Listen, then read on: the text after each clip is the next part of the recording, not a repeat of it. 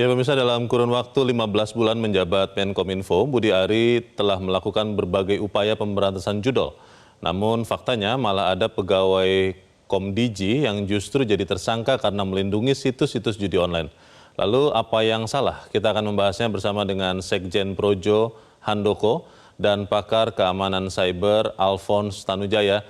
Pak Handoko dan Pak Alphonse, selamat sore. Selamat sore, Mas Leonard. Ya, Pak Handoko ingin bertanya, kenapa kemudian Projo harus memberikan pernyataan pers terkait dengan komitmen seorang Budi Ari?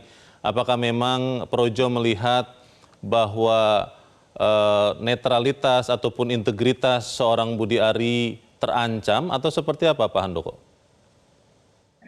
Oke, terima kasih. Saya sebagai Sekjen Projo sebetulnya lebih bicara ini kan organisasi ini memiliki struktur yang hampir seluruh Indonesia, ya kan. Kemudian kami juga punya kawan-kawan di relawan Pak Jokowi yang sampai hari ini masih terus berkomunikasi. Ketika kemudian kita ini menganggap dan kita meyakini bahwa Budi Ari ini memang pelopor dalam gerakan pemberantasan judi online. Kemudian karena begini, sebelum Budi Ari dijadikan menteri oleh Pak Jokowi waktu itu, nyaris isu judi online ini nggak pernah muncul dalam topik-topik, tidak pernah mengemuka, tidak menjadi mainstream gitu. Kemudian perintah Pak Jokowi waktu itu berantas judi online, dan kita Budi Ari tentu saja sebagai loyalis Pak Jokowi langsung siap untuk melangkah ke situ, dan kemudian bahkan mesin kami di Projo kami konsolidasikan untuk mengkampanyekan perang terhadap judi online. Nah kemudian ketika ini semakin menjadi arus besar gitu ya, jutaan situs telah ditutup, ribuan rekening sudah ditutup, dan juga secara awareness di publik juga makin meningkat, sehingga kemudian dicatat bahwa terjadi penurunan signifikan transaksi judi online yang dulu angkanya sampai 300 sekian triliun turun di 2023. Nah ketika kemudian ketika ada penangkapan ini sebetulnya lebih sebuah langkah maju. Kami mengapresiasi alhamdulillah itu bahwa proses penegakan hukum di judi online ini makin maju gitu. Hanya sayangnya kemudian ada framing yang menarasikan Budi Ari terlibat. Nah ini kemudian membuat kami di Projo nggak mungkin untuk diam saja, tidak memberikan klarifikasi atau penjelasan apapun. Itulah dalam konteks itu tadi kemudian siang tadi saya menggelar konferensi pers di DPP Projo supaya Pak Handoko, framing jahat seperti apa yang Projo lihat, Pak? Framing jahat seperti apa, Pak? Ya misalnya framing yang kemudian Budi Ari seolah-olah menjadi terlibat dalam kasus ini, atau kemudian ada yang memplesetkan Projo mengutak-atik ini di medsos ya, di medsos supaya kemudian narasinya lebih berimbang. Kami perlu menyampaikan statement kami ke media. Kira-kira seperti itu, Mas. Terima kasih. Pak Alphonse, kalau kita dengar atau kita lihat di pemberitaan beberapa waktu yang lalu, Wamen sekarang namanya Komdiji ya, tadinya Wamenkominfo, Nezar Patria mengatakan sebetulnya Kominfo waktu itu sudah mengendus ada oknum yang kemudian akhirnya ditangkap polisi 11 orang sejauh ini yang kemudian akhirnya mengaku mereka melindungi sekitar 1.000 kalau tidak salah situs judi online untuk imbalan uang. Kalau seorang Wamenkominfo yang sekarang menjadi Wamenkomdiji, Pak Alphonse mengatakan itu, artinya memang bisa ditelusurikah aliran judi online ini di pintu Kominfo atau Komdiji itu sehingga sampai bisa diketahui seorang pimpinan, baik wamen ataupun men, atau seperti apa sebetulnya Pak Alfons? Apakah kita yang terlalu euforia mengatakan, ah ini menteri harusnya tahu, padahal terlalu jauh jaraknya. Bagaimana Pak Alfons? Kita perlu melihat juga ya kan, bahwa tadi kan dikatakan bahwa terjadi pemblokiran jutaan situs. Itu pemblokiran jutaan situs itu betul. Tapi kita juga harus lihat faktanya.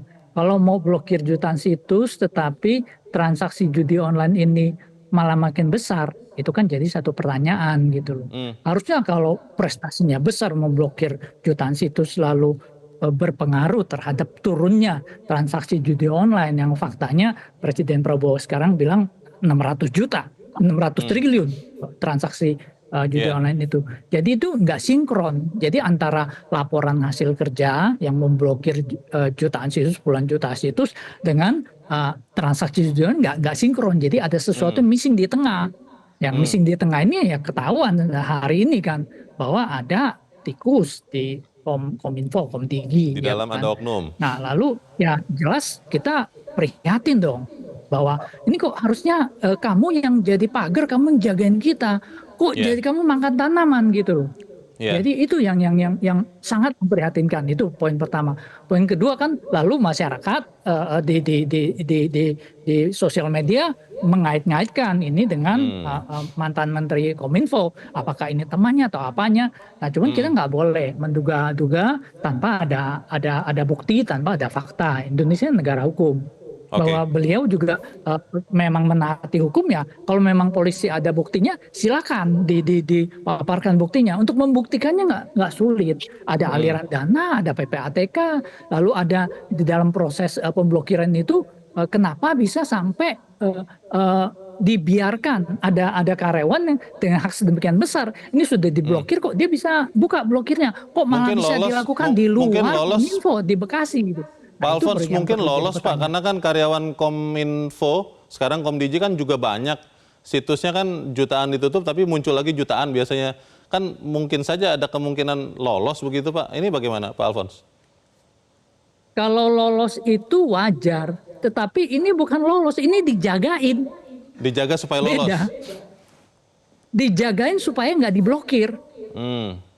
Jadi ibaratnya tuh kayak jatah preman gitu loh. Ada 5.000 situs ya judi online, ada listnya harus diblokir. Lalu yang mereka blokir itu 4.000, yang 1.000 ini dijagain supaya tidak diblokir. Lalu menurut perkiraan saya, prestasi yang jutaan situs yang diblokir itu membuat situs untuk diblokir itu mudah gitu loh. Jadi pengusaha yang dilindungi yang 1.000 situs judi online yang menjalankan aksi ini, mereka bikin aja jutaan situs ini, silakan kamu blokir, lalu kamu berprestasi gitu. Tapi tetap aja dia makan korban gitu loh. Nah itu yang menurut perkiraan kami terjadi. Kenapa nggak nyambung antara laporan kerjanya bagus banget, tapi kok malah transaksi judi online makin besar, kan nggak nyambung. Nah rupanya itu yang terjadi. Pertanyaannya Pak Alfons, jalur apa ya, jalur pengawasan, apakah itu bisa kita tarik sampai ke menteri dan wakil menteri, atau itu memang sebenarnya mengawasi judi online ini itu tidak sampai seluruhnya, tidak sampai kepada menteri dan wakil menteri Pak Alfons? Itu hanya bisa dijawab, kita harus menelusuri lognya, menelusuri buktinya, terus menelusuri bagaimana sistem decision makingnya, siapa yang menyetujui, siapa yang bertanggung jawab gitu loh. Jadi kita tidak bisa serta-merta mengatakan siapa yang bertanggung jawab, tapi harus ada alur dan ada itu buktinya. semua bisa ketahuan ya, sampai kemana saja yang mengerjakan dan juga yang mengawasi itu bisa ketahuan juga Pak Alfons? Ya harusnya semuanya tercatat. Jadi saya juga bertanya-tanya, jangan sampai log dari crawler di Kominfo ini tahu-tahu hilang, lenyap, atau malah terformat, kena virus, kena ransomware. Nah itu malah menjadi pertanyaan lebih besar lagi gitu loh. Jadi kita berdasarkan bukti aja. Komputer itu sesuatu yang lognya terjaga, kamu tinggal lihat kok tanggal segini ditarik, apalagi di Kominfo kan, komunikasi dan informatika harus sangat disiplin menyimpan log, dan semua berdasarkan bukti saja gitu. Baik, Pak Handoko, kalau kita melihat sejauh ini, Pak Budi Ari itu menyatakan siap untuk bekerja sama kalau memang dibutuhkan, berarti kita mendukung itu juga supaya semuanya terang benderang, kalau memang tidak ada apa-apa, ya supaya benar-benar kemudian clear. Begitu ya Pak Handoko ya?